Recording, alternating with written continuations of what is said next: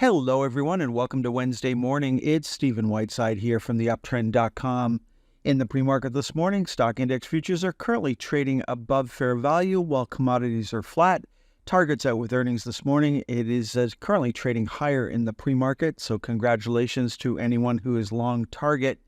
Now, we do have the FOMC minutes coming out later this afternoon. This morning, not in the pre-market, but later in the morning, we're going to get employment number revisions. So that could certainly change the direction of the market. Now, the VIX is still on a sell signal, settled down quite a bit this week, and looking for a close on Wednesday above 21.28 to change things for the market. The Dow closed down slightly yesterday. We're up at the top of the range right now, and our next target is 410.16. It'd be interesting to watch. We put in a high back here, then a lower high. We haven't put in a lower high yet, but we'll just have to wait and see. Currently, looks like we are going to open higher on Wednesday morning. Now, looking at the SPY, we look at the SPY, it is unleveraged, and of course, there's a 2X, there's a 3X, there's a 4X for this. I don't mention them every day. They generally are going to look basically the same. Of course, the channel lines are going to be different and the price targets are going to be different, but they're all generally going to move in the same direction. So I really don't have to mention them every day. If we're long the SPY, more than likely, 99% chance we're going to be long the leveraged ETFs as well. So, I really don't have to mention them every single day, but they are certainly there in my mind and in my account. So, there we are, hitting a price target for the 4X ETF. If you're long that was a place where you should be taking money off the table, at least 50% of your position. Looking at the NASDAQ 100, pretty quiet day yesterday. Still trying to get to 484.38. That is our next target to the upside for the NASDAQ 100. Looking at the Russell 2000, we filled the gap, pulled back. What was previously resistance is now acting as support, the 212.50 level, and we're still closing just above that. Then looking at the iShares for the TSX 60, you can see we made a new high on Monday, pulled back on Tuesday. That had a lot to do with the energy sector. 35.16 is not only a daily target, but a weekly target. And of course, those weekly targets are much more important than the individual daily targets. Looking at the cryptos, we've got Bitcoin and Ethereum still on sell signals, no change in trend there.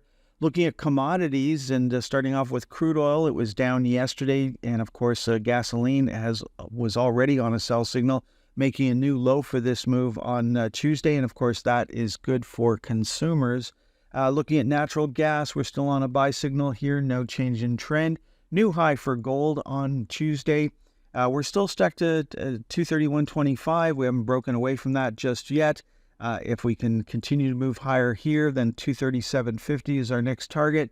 While gold is moving up, we've got the U.S. dollar moving down. So if there's a change in direction for the U.S. dollar, I would assume there's going to be a change in direction for the price of gold. Looking at palladium, no change there. Looking at platinum, still on a buy signal. And there's a silver moving up. That gap has now been filled. We filled the gap and pulled back, still closing higher on the day, so no major damage done there. Next up, let's take a look at the TSX most actives from Tuesday's trading action. And this list, of course, is heavily weighted in commodity-related stocks. What's unusual here is we've got a couple of insurance companies this week, and that doesn't happen very often. Of course, we often see Manulife in the top 10 list. Looking at Canadian Natural Resources, we're looking for a close below $47.37 on Tuesday to give us a sell signal. $50 is still acting as resistance. Then looking at Manulife, closing just above the upper channel line, no change in trend there. No change in trend for Enbridge. We're looking for a close on Wednesday below $52.78. There's a new high for Great-West Life up at the highs from back in May. Then we've got Suncor coming down to the lower channel line. So sitting right on the lower channel line, any lower close on Wednesday would give us a sell signal. There's a new high for Barrick yesterday, hitting our next price target and pulling back. So legally, it is a bearish reversal day, but we actually continue to close higher on the day, and we did not close below the previous day's low. So yeah, it's a bearish reversal day, but very, very weak version of that signal. Then looking at Cenovus, we've got Cenovus back on a sell signal as of Tuesday's close. Osisko Mining, just trading water up here. It, of course, is being taken out. Then we've got Tamarack trading back into the channel yesterday, looking for a close on Wednesday below $3.91. 410 still acting as resistance. Then we've got Baytech trading down to the lower channel line, looking for a close on Wednesday below $4.72. And then I just wanted to show Shopify. Shopify has not filled the gap on the Canadian chart, but it has on the U.S. chart and landed on a big round number, $75, and has been trading sideways for the past couple of days. So that might be all for Shopify at this time, but certainly nobody's in a hurry to continue to buy or to start to sell at this time. Let's finish off this morning's presentation looking at the U.S. most actives from Tuesday's trading action. Of course, this list is heavily weighted in technology stocks. We do have one bank, one credit services company, a couple of stocks not doing well, Intel, NEO, and we've got Marathon all down at the bottom of the range. Starting off with NVIDIA, fairly quiet day yesterday, inside day for NVIDIA. For Intel, we're looking for a close above $21.54 on Wednesday. Not a stock I would go after.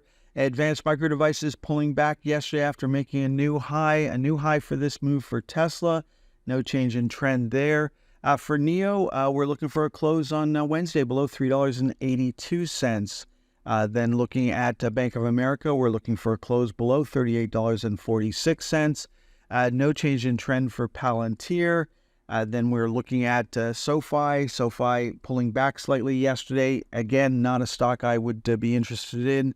And looking at Warner Brothers Discovery, new high for that stock for this move. No change in trend there. For Marathon, we're looking for a close on Wednesday above $17.02 to give us a buy signal. And of course, that would be helped out if Bitcoin could get back on a buy signal. And then looking at Apple, and Apple still treading water up here, still on a buy signal, closing slightly higher on the day on Tuesday, but certainly that stock is still on a buy signal. Okay, folks, that is all for Wednesday morning. So far, it looks like we're going to open higher on Wednesday. Commodities fairly quiet in the pre-market, so we're waiting for some catalyst. Of course, we do have energy inventories coming out later this morning, and that could certainly disrupt the energy sector. Enjoy the rest of your day. Next time you'll hear my voice is on Thursday morning.